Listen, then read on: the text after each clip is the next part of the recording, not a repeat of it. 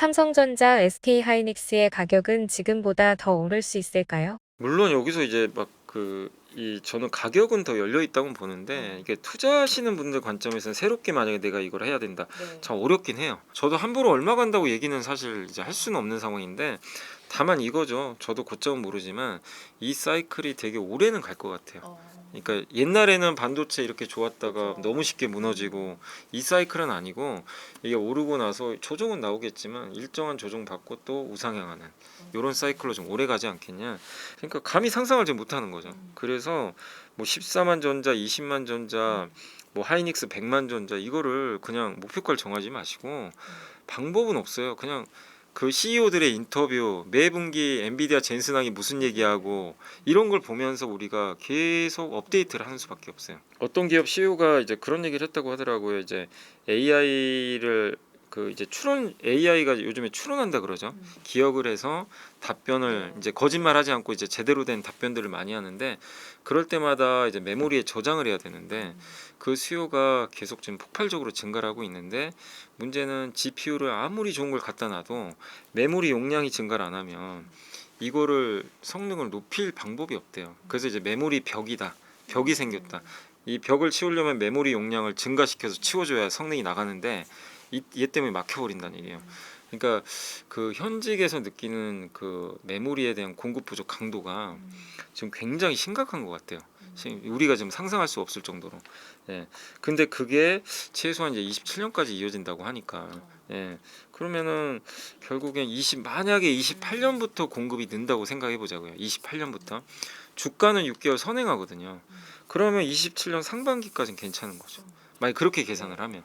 그래서 그 정도로 본다면 적어도 올해 말 뭐 내년 상반기까지는 크게 이제 걱정 없는 사이클인데 다만 그런 건 있어요. 이 기울기라는 게 있으니까 기울기가 이익 증가할 기울기가 올해 상반기가 좋고 하반기 조금 약간 이렇게 되고 이런 분위기니까 아무래도 주가 상승률은 올해 상반기가 더 높지 않겠냐. 하반기에 급 나간다는 게 아니라 상반기에 뭐 만약에 50% 오르면 그 하반기는 좀 덜 오르는 거죠. 이제 그렇게 될 가능성이 있기 때문에 그 점은 좀 염두에 두시면 좋을 것 같습니다. 제가 가져온 그림 중에 하나가 바로 이제 구리값이랑 한국의 반도체 가격을 보여주는 차트를 많이 들고 다니는데 예, 구리값이 한국 반도체 수출 제품 가격에 선행합니다. 한 6개월 선행하죠.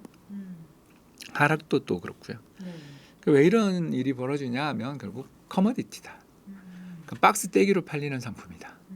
라는 거죠. 그 삼성전자에서 나온 DDR5 16기가 디램이랑 아니면 창신 메모리에서 나오는 DDR5 16기가 디램이랑 정말 근본적인 품질의 차이가 있고 신뢰의 차이가 있고 가격 차별화가 이루어지는가? 쉽지 않죠. 그러니까 박스 대기로 팔리는 상품이다.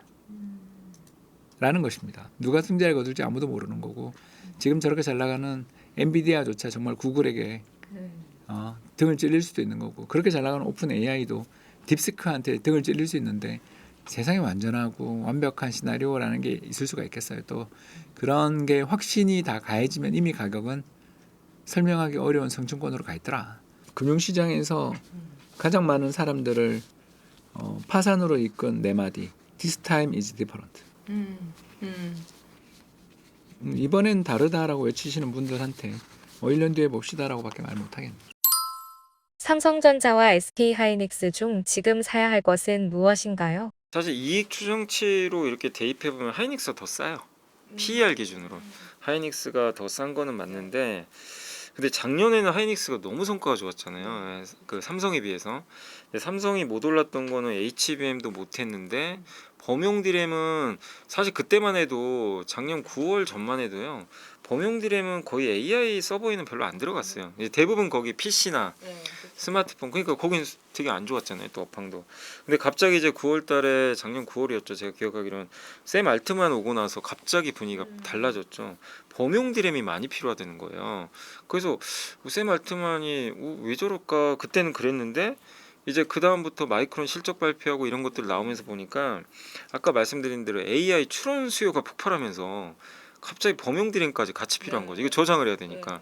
근데 범용 디램을 구매하려고 봤더니 여기는 아예 물량을 안 찍어내가지고 물량이 없어요.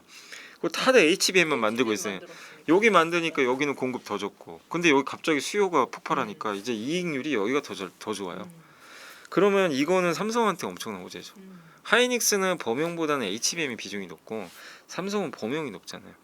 그래서 올해 들어와서는 삼성이 훨씬 세요. 하이닉스보다. 그죠? 예, 주가 상승률이 더 셌던 게 그것 때문이죠.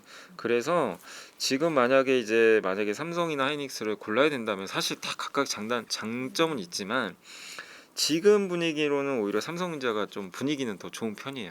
일단은 왜냐면 범용 쪽이 더 세버리니까 그게 있고, 그리고 삼성이 조금 더 공급할 수 있는 여유가 있대요. 예, 물량이. 예, 그러니까 아무래도 그 수혜는 더 받을 것 같고, 그리고 파운드리도 기대할 만 하잖아요. 요새 막 퀄컴 수주 받았다 막 이러니까. 그러니까 옛날에 이제 여기는 정말 미운 오리 새끼 같은 약간 맞아. 사업부죠. 예, 아팠죠. 맨날 적자 보고 이번에도 1.5조 까먹은 것 같은데. 근데 올해는 이제 적자 많이 줄이겠죠. 하이닉스는 미국의 그 ADR 상장하는 거. 요 모멘텀 또 있어요. 네. 그러니까 하이닉스도 무시하면 안 돼요, 사실은. 그거 되면 필라델피아 반도체 지수 들어가거든요. 그러면 이건 또 수급으로 올릴 수 있는 거니까. 그래서 꼭 너무 저는 구분할 필요는 없지만 모멘텀은 실적이나 이런 성장성 모멘텀은 삼성이 좀 더 낫지만 수급 모멘텀은 하이닉스를 한번 기대해 볼 만하다. 이렇게 보고 있습니다. 올해 미장대 국정 승자는 어디인가요? 일단 우리나라도 워낙 좋은 시장이지만 반도체 한 길로 너무 편중돼 있어서 조금만 충격이 있어도 금방 흔들릴 수가 있다라는 게 우리 시장의 좀 안 좋은 점. 또 거꾸로 이야기하면 오를 때 격하게 오르고 좋은 시장입니다. 그러나 일단 올해는 미국을 저는 좀 좋게 보는 이유가 역사상 최대 규모의 IPO가 준비되어 있는 것 같습니다. 그래서 스페이스X, 오픈 AI, 엔트로픽, 그리고 가능하다면 보스턴 다이나믹스까지 상장이 준비되고 있는데, 이렇게 상장이 준비될 때 주식시장에 단기적으로는 굉장히 좋습니다. 왜냐하면 전 세계 리테일 자금들이 다 모여들 겁니다. 이거 받아야지. 이게 2003년 상장한 구글 같은 회사가 되지 말라는 보장이었어요. 그게 1000배 났거든요. 괜찮습니까? 따라서 지금 상장하는 회사가 구글급의 회사가 이 중에 하나 나온다면 나는 그냥 금방 밀리어네어 아닌 빌리어네어가 될 수 있어 라는 이 꿈을 자극하는 기업들이 이렇게 많이 들어오니까 여기서 충분히 시장은 강한 모멘텀을 받을 것 같다. 다만 두 번째 문제가 생기는데, 새 돈이 들어오면 참 좋은데 헌돈도 있다라는 거죠. 즉 다른 데 투자했던 돈을 빼서, 즉 다른 주식 매도해서, 다른 자산 매도해서 이걸 사려고 현금을 인출하는 게 아니라 다른 현물을 매도함으로써 IPO에 받으려는 게 나오면 수급이 악화될 거다. 그리고 마지막 세 번째가 증시 전체의 밸류에이션이 이미 역사상 최악의 밸류에이션을 지금, 그러니까 CAP라고 해가지고 이제 경기 순환을 반영한 PER 기준으로 해서 지금 한 40배 정도 되는데, 이게 1999년 이후 역사상 최고치거든요. 그래서 1929년 대공황 때보다도 높아요. 그리고 2021년 밈 주식들이 그렇게 난리칠 때 그 레벨보다도 높아요. 이제 이렇게까지 PER이 높아져 있는 상황인데, 새로 들어오는 이 네 회사 또는 5회사가 엄청난 회사들이 들어오는데 돈 버는 회사가 잘 없거든요. 그러면 시장 전체의 밸류에이션을 엄청나게 올리게 되거든요. 한 50배까지도 올리게 될 텐데, 그때 답이 있나? 물론 뭐 PER 따위는 쓸모없는 데이터니까 간다 이렇게 외치시는 분들도 있겠지만, 저같이 한 30년 넘게 이 시장에서 굴러다니던 사람들 입장에서는 PER 따위는 쓸모없고 새로운 밸류에이션의 기법이 필요해라고 말하는 자들이 나타날 때가 항상 고점이었던 걸 너무 잘 알기 때문에 주의를 좀 해야 되는, 그래서 당장은 미국장이 좋아 보이고, 근데 저거 다 들어오면 진짜 그때 위험해지지 않을까, 수급이 나빠지지 않을까, 또는 밸류에이션에 문제가 생기지 않을까, 뭐 그런 생각을 좀 하게 됩니다. 올해 조선, 방산, 원전 산업 전망은 어떻게 보시나요? 트럼프 지지율에 따라 많이 달라지는데, 사실 지금 트럼프가 지금 이런 것도 지지율을 올리기 위해서 되게 막 여러 지금 정책들을 하는데, 그래서 베네수엘라도 친 것 같고, 전통적으로 이렇게 뭔가 전쟁 이슈가 터지면 일단 지지율이 올라가더라고요. 예, 어디랑 막 싸운다 그러면. 그래서 일본의 다카이시 총리도 막 중국 때렸잖아요. 지지율이 엄청 올라갔다고 하더라고요. 그러니까 그런 것처럼 이제 트럼프도 알겠죠. 예, 그러다 보니까 자기 지지층을 결집하려는 목적도 좀 있는 것 같아요. 근데 이런 거는 우리나라 조방원한테 너무 좋은 이슈죠, 사실은. 사실 이렇게 하면 안 되지만 조선방산 지금 올라가는 거는 갑자기 지난주부터 베네수엘라 치면서 막 그린랜드 얘기 나오고 콜롬비아, 멕시코도 치겠다. 이러니까 전쟁 이슈 터지니 방산주 긍정적이고 그래 그다음에 트럼프가 그 국방 예산 지금 9천억 달러 되는데 내년에 1.5조 달러로 늘리자 이래 버리니까 거기에 군함도 포함될 거 아니에요? 그러니까 조선주도 같이 가버리고 그래서 트럼프의 정책에 의해서 이 섹터는 움직입니다. 조방호는 원전도 마찬가지죠. 그래서 결국 주도주가 올해도 저는 될 것 같아요. 올해도 되지만 작년만큼은 못 올라요. 작년에는 너무 많이 올랐기 때문에 그 정도는 아닌데 그래도 주도주에서 벗어날 것 같지는 않고 저는 근데 이제 이것도 되게 논란이 있는 게 그러면 이 셋 중에 뭐가 잘났냐? 저는 원전으로 좀 보고 있는 게 조선 왜냐면 원전이 왜 저는 좀 괜찮냐고 보냐면 조선 방사는 이미 수주가 많이 나왔죠. 작년에도. 근데 원전은 아직 미국 수주가 안 나왔단 말이에요. 그래서 올해 나올 것 같거든요. 그러니까 새로운 수주 기대감이 원전이 좀 큰 것 같아서 원전을 개인적으로 좀 보고 있고 다만 원전은 주의하실 게 약간 지금 아직은 돈을 버는 업종 아니에요. 예, 이게 사이클이 너무 길다 보니까 그래서 변동성이 크다는 건 좀 단점인데 원전주를 좀 저는 개인적으로 올해는 좀 괜찮게 보고 있다. 다만 리스크 요인이 하나 있습니다. 트럼프 지지율이 꺾여버리면 올라가기가 쉽지 않아요. 그래서 12월에 되게 약했어요. 이 섹터들이. 그 지지율이 많이 떨어졌을 때 요새 지지율 다시 올라고 예. 그래서 올해 중간 선거가 진짜 중요하죠. 중간 선거에서 혹시 트럼프가 지는 쪽으로 방향이 잡히잖아요. 그러면 이제 이 섹터들은 좀 크게 휘청일 가능성이 높아요. 대신에 2차 전지가 급등하겠죠. 그때는. 그래서 중간 선거 결과가 너무나 좀 중요하긴 하다. 2026년 투자 전략은 어떻게 해야 될까요? 근데 이게 그동안 미국 시장이나 이제 한국 시장 이렇게 보면 중간중간 작년에도 이렇게 지수가 3,200 갔다가 3,000 갔다가 다시 한 3,600 갔다가 좀 조정받고 그리고 4,000 갔다 또 3,800 막 이랬잖아요.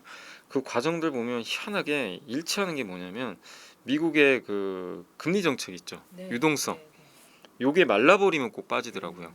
그러니까 가장 가까웠던 애가 11월에 우리가 4,200 갔다가 11월부터 한 달 동안 3,800까지 한번 확 빠진 적이 있고 미국도 많이 빠졌죠.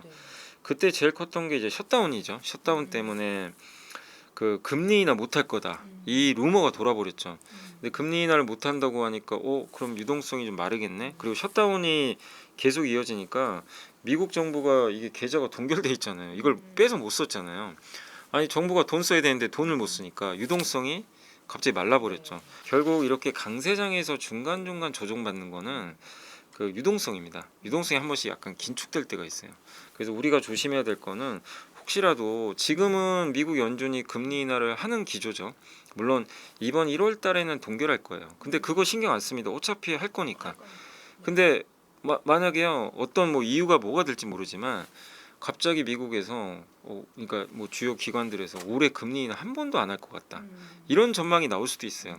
그게 갑자기 대세가 되면 주가가 부러져 버릴 겁니다. 우리는 금리 인하 기대하고 있었는데 그래서 가장 이제 우리가 항상 그 주식 투자할 때 좀 조심해야 될 그런 신호 중에 하나는 강세장에서는 결국에는 그 유동성이 좀 약간 조일 수 있는 부분들 그런 걸 좀 조심하시면 될 것 같고 근데 이제 이거 그래도 강세장에서의 이런 유동성 조정은 어쨌든 기본적으로 이익이 증가하는 이상은 중간중간 단기 조정을 받고 가기 때문에 대세를 판가름하진 않아요. 이 유동성이 결국에 대세 하락으로 가는 거는 기업들의 이익이 꺾여버리는 거거든요.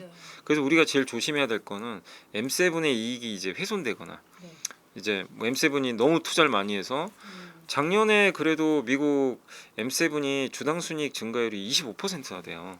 돈을 그렇게 썼는데도. 근데 올해도 지금 한 S&P 500 기준으로 미국 기업들의 이익 증가율이 15% 정도 되거든요. 근데 그런 게 유지되면 상관은 없어요. 뭐 중간에 유동성이 안 좋아져서 만약 주가 지수가 한번 확 부러져요. 그럼 투자해도 됩니다. 기회가 되는 건데 이게 주가 지수가 빠지는데 이익 증가율이 훼손되고 기업들이 이제 투자를 AI에서 투자를 이제 번 돈보다 더 많이 해야 돼서 EPS가 훼손되는 게 막 갑자기 보이기 시작하면 그러면 이제 이거는 이제 빠져나오기 좀 쉽지 않거든요. 이제 조정이 되게 길어질 수 있어요. 저는 뭐 나스닥 100 네. 뭘 그렇게 어렵게 투자하시는지 저는 잘 모르겠어요. 왜냐하면 이 M7이라고 총칭돼 있지만 이게 부침이 엄청나게 심하잖아요. 지금 애플 시가총액이 지금 3등으로 내려왔죠. 그리고 M&A 발표하고 넷플릭스 주가가 힘들잖아요. 그러니까 이게 개별 종목으로 다 따져보면 이걸 기가 막히게 투자하시는 분들은 뭐 능력자들인 거고 저는 아무리 노력해도 그걸 못 잡겠더라고요. 매크로로는 뭐 경기 좋아지고 분명 데이터 센터의 투자가 이렇게 많이 이루어지면 오늘 엔비디아 그러고 봤더니 엔비디아 주가 별 재미없고 요새는 구글이 날아가고 있잖아요. 그러니까 그 세계 그 인공지능 새로 개발된 엔진들 모델들의 세계에서 누가 더 우위에 있는지를 우리가 더구나 변방에 있는 이 이코노미스트 따위가 뭘 알겠습니까?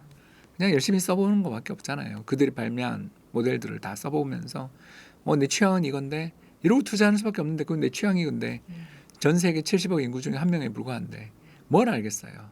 그러니까 마음 편하게 투자했으면 좋겠다 생각합니다. 자기 이제 스타일에 따라 다르겠지만 나는 죽어도 미국만 하시는 분도 계세요. 뭐 그런 분들한테 뭐 한국 아무리 좋아요 얘기해봐야 그러면 이제 그거죠. 그런 분들 입장에서 미국에서 그럼 뭐가 좋을까?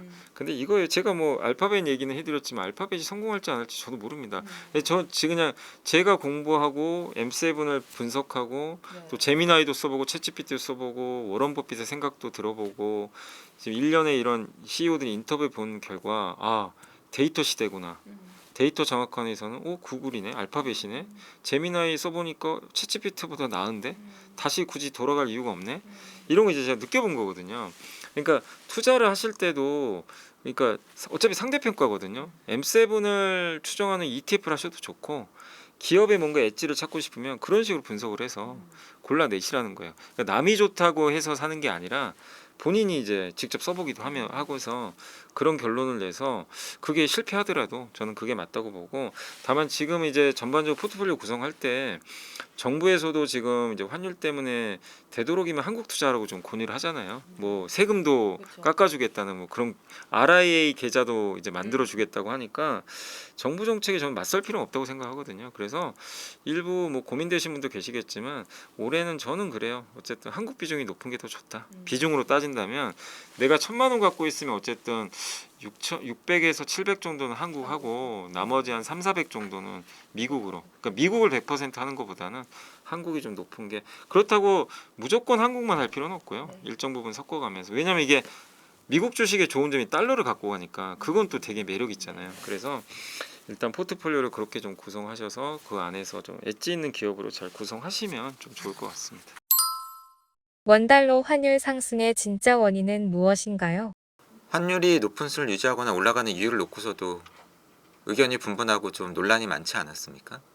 뭐 그런 거 아닌가요? 뭐 수출 기업들이 결국은 수출을 많이 해서 달러를 벌어 들이는데 그렇게 벌어온 달러를 국내에서 가지고 와가지고 환전을 잘 안 한다.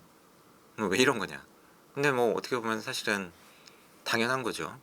뭐 미국에 투자를 대규모로 많이 해야 되니까 그 투자 자금을 미국에 원화로 줄 수는 없는 거 아닙니까? 그러니까 투자를 위한 달러화 자금을 미리 확보하고 남겨놓는 차원도 있었을 거고 동시에 좀 있어 봤더니 벌어들인 달러를 바로 환전하지 않고 뭐 좀 가지고 있어 봤더니 시간을 끄니까 환율이 올라가서 원화로 환전했을 때 손에 쥐게 되는 원화가 더 많아진다. 그러면 뭐 저라도 조금 더 기다렸다가 환전을 좀 해볼까 하는 생각을 했을 것 같고 이러한 기업들의 움직임, 특히 중요한 수출을 많이 하고 잘하는 수출 기업들의 움직임이 영향을 미쳤던 것으로 볼 수밖에 없고요. 뭐 실제로 그렇게 전해 듣고 있고 뭐 또 다른 이유는 그 논란이 많았던 뭐 개인 투자자들의 해외 투자 뭐 그런 논란이 있지 않았습니까?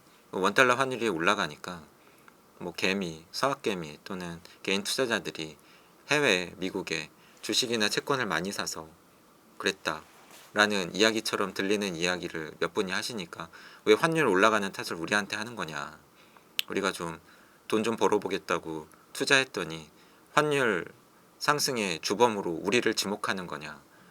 뭐 저라도 좀 억울할 것 같기도 하고요. 왜냐하면 뭐 개인 투자자분들께서 해외 주식 사고 채권 산 게 어제 오늘만의 일도 아닌데 갑자기 환율 올라가니까 왜 그 이유를 굳이 그렇게 이야기를 해서 마치 주 원인인 것처럼 이야기를 하느냐 뭐 그런 억울함도 있으셨을 것 같기도 하고 근데 또 뭐 그게 꽤 긴 기간 동안 이어진 것도 사실 아닙니까? 뭐 짧게만 보더라도 코로나 기간부터 시작을 해서 미국 주식 투자 붐이 불었고 코로나 기간 동안 미국 주식을 많이 사셨던 분들이 실제로 돈을 많이 버는 것을 주변에서도 보셨을 거고, 짧게 잡아도 5년, 길게 잡으면 10년 정도 지금 국내 경제 주체들이 부진한 한국 경제 성장률, 낮은 투자 수익률, 낮은 금리 때문에 해외 금융 투자를 늘려온 것도 사실이고, 뭐 그것이 환율에 영향을 안 미쳤다라고 한다면 그것도 또 이상한 논리 아닙니까? 뭐 경제학적으로 그럴 수가 없으니까. 그러니까 정도의 차이는 있겠지만 그것이 영향을 미친 것도 사실이죠. 이번에 이제 국회 해산을 하고 임시 총선을 하는데요. 물론 이제 다카이치 총리 입장에서는 내가 이긴다고 보고서 하시는 선거일 텐데, 일단 그 선거에 대한 불확실성 속에 엔 환율이 좀 변동성이 커졌잖아요. 그래서 달러에 대한 엔화 환율이랑 한국 원화 환율은 거의 상관계수가 1에 가까운, 그러니까 둘이 거의 그냥 한 몸처럼 움직이는 통화가 됐는데요. 그거에 대해서 재밌는 칼럼니스트가 이렇게 이야기하더라고요. 한국 원과 엔화는 비슷한 움직임을 보이는 경우가 많다. 양국 모두 미국과의 관세 협상에서 막대한 투자에 합의하는 등 투기적인 움직임을 보이는 투자자들에 의해서 타깃이 되기 쉽다. 상황이 유사한 한국에서 원화 약세 움직임이 나타나면 우리도 엔도 약세가 될 수 있다. 뭐 이런 코멘트를 하더라고요. 거기도 걱정하고 있는 거죠. 야, 저 한국이 외환시장 개입했는데 저거 실패해서 환율 튀면 우리는 어떡하지? 그러니까 글로벌 금융시장의 참가자들이 두 나라를 좀 한 묶음으로 뭐 경제 펀더멘탈도 비슷하고 약세 통화를 만들어서 주식시장 부양하고, 또 정부가 대규모 재정 정책을 쓰고, 그리고 뭐 통화정책 당국들하고 정부랑 사이도 별로 안 좋고 글로벌하게 비슷하게 많이 보는 것 같아요. 그래서 엔이 약세로, 특히 다카이치 수상 취임 이후에 중국이랑 관계가 굉장히 나빠지면서 지정학적 리스크들 이런 것들까지 부각되면서 엔 환율을 상승시킨 걸 생각하면 일단 우리나라 환율만 떨어지기는 좀 쉽지 않다. 정부 개입이 뭐 어느 정도 레벨이 돼야 될지 모르겠습니다만, 저는 이번에 이 총재가 한 말처럼 금리 2% 이상 인상하지 않고서야 이 추세를 우리가 잡을 수 있겠는가. 결국 환율을 좌우하는 것은 글로벌 여건이지 우리 국내의 경제 사정은 장기적인, 그 펀더멘탈은 장기에 걸쳐 영향을 미치는 것이지 지금 당장 1년 넘게 이어지고 있는 이 엔화의 동조성을 깨기는 참 쉽지 않다. 이렇게 고백하신 것 같아요. 그럼 올해도 좀 이 정도의 환율을 유지할 걸로 예상하세요? 더 안 오르면 다행이죠. 1,500원대 볼 거라고 보고 있는 중입니다. 근데 이제 작년에는 환율이 뭐 이렇게 예상보다 훨씬 높았죠. 높았던 이유가 근데 과거랑 너무 다른 게 이제 너무들 다들 많이 알고 계시겠지만 개인 투자분들이나 기업 또 우리나라 정부가 이제 내국인이라고 그러죠. 이걸 다 합쳐서 내국인 매수가 너무 많았어요. 해외 주식뿐만 아니라 채권까지. 그리고 요즘에 퇴직연금에서도 해외 채권도, 그러니까 우리나라에 상장돼 있지만 이제 해외 ETF 이런 것들 많이 투자들 하실 텐데, 기본적으로 뭐 S&P 500 ETF 뭐 아니면 미국의 그 30년물 뭐 해외 채권, 뭐 미국 채권 이런 것들을 기본적으로 많이들 하시더라고요. 근데 그런 수요가 이제 과거보다 월등히 늘어나다 보니까 그래서 이제 결국엔 이 환율이 좀 올라간 건데, 작년에 사실은 우리 내국인들이 미국 주식을 그냥 옛날처럼 샀으면 환율은 떨어졌어요, 사실은. 근데 작년 10월부터 너무 많이 산 거예요. 갑자기 폭발하더라고요. 그래서 경상수지 흑자가 이렇게 많은데도 그 나가는 돈이 너무 많아 버리니까 그걸 이제 감당하지 못했던 거고, 또 한 가지가 그거였죠. 이거는 우리만 그런 게 아니라 대만, 일본 이제 공통사항인데, 이 나라들이요 달러 대비 다 약했어요. 우리만 약한 게 아니에요. 되게 이상하더라고요. 저 일본은 우리보다 더 약했고 대만도 비슷해요. 근데 공통점은 뭐죠? 우리나라랑 이제 우리나라뿐만 아니라 일본, 대만은 미국의 제조업 파트너예요. 근데 트럼프가 관세로 협박했죠. 미국에 투자해라. 다 거기 속한 기업 나라들이에요. 그러니까 이제 기업들이 돈 투자해야 되니까 환율이 약할 수밖에 없었던 거죠. 환이. 그러니까 약간 이제 미국의 파트너가 된 대가라고 저는 좀 생각을 하거든요. 오히려 그 대가 때문에 원화 가치, 엔화 가치, 대만 달러 가치가 다 같이 떨어진 거 아닌가. 그러니까 우리나라만의 문제는 이건 또 아니었던 거죠. 근데 이런 걸 보면 이게 환율 올라간 게 우리나라 국가 경쟁력하고는 아무 상관이 없잖아요. 오히려 미국 파트너가 됐다는 건 또 좋은 얘기거든요. 예. 그래서 저는 오히려 고환율인데 주가 올라간 게 이게 이 트렌드가 바뀌어서 그런 거 아닌가. 그래서 환율 오르면 이제 주가 빠진다는 이제 더 이상 안 맞는 공식이 저는 됐다. 이렇게 좀 생각을 하고 있고 우리나라 대외 순 자산도 이제 많아졌잖아요. 그리고 이런 걱정도 하세요. 아 그러다 진짜 외환보유가 없어서 위기 터지면 어떡하냐. 환율 올라서. 근데 보통은 이제 그런 걱정들 하시지만 아까 말씀드린 대로 위기가 터지면 이제 여러분들이요 엔비디아 팔아버리시면 돼요. 팔고 현금화해서 우리나라 원화로 바꾸시면 됩니다. 그러니까 왜냐하면 우리는 이제 빚이 많은 국가가 아니에요. 해외 자산이 많아요. 그걸 처분하면 됩니다. 그러니까 미국인들이 자기네 뭔가 위기 터지면 옛날에 기억하시겠지만 금융위기 코로나 때 우리나라 자산 다 던져버렸잖아요. 이게 약간 그런 케이스죠. 그래서 우리 한국의 외환위기가 올 가능성은 지금으로서 우리나라가 정말 뭐 반도체가 적자나지 않는 이상 그럴 가능성은 없기 때문에 위기로 보진 마시고 다만 이제 작년에 그 높았던 환율이 이제 올해는 조금 그래도 좀 낮아진다고 보는 게 올해는 경상수지 흑자가 더 많을 거예요. 반도체 이익이 역대급일 거고 그리고 이제 4월부터 세계 채권 지수 들어갈 거고 그러면 이제 아무래도 외국인들이 우리나라 채권을 일단 편입은 해야 되거든요. 달러가 일단 들어올 거고 거기다 MSCI 지금 선진지수 편입하려고 외환시장도 24시간 지금 이제 아예 개방하겠다. 이거 발표를 했죠. 그래서 만약에 올해 6월에 그 관찰 대상국에 편입이 되면 그게 만약에 되면 이제 선진지수 될 확률이 되게 높잖아요. 1년 후에 결정되지만 그러면 외국인들이 미리 들어오는 경우도 있어요. 이거 되겠다 싶어서 돈을 미리 넣는 거죠.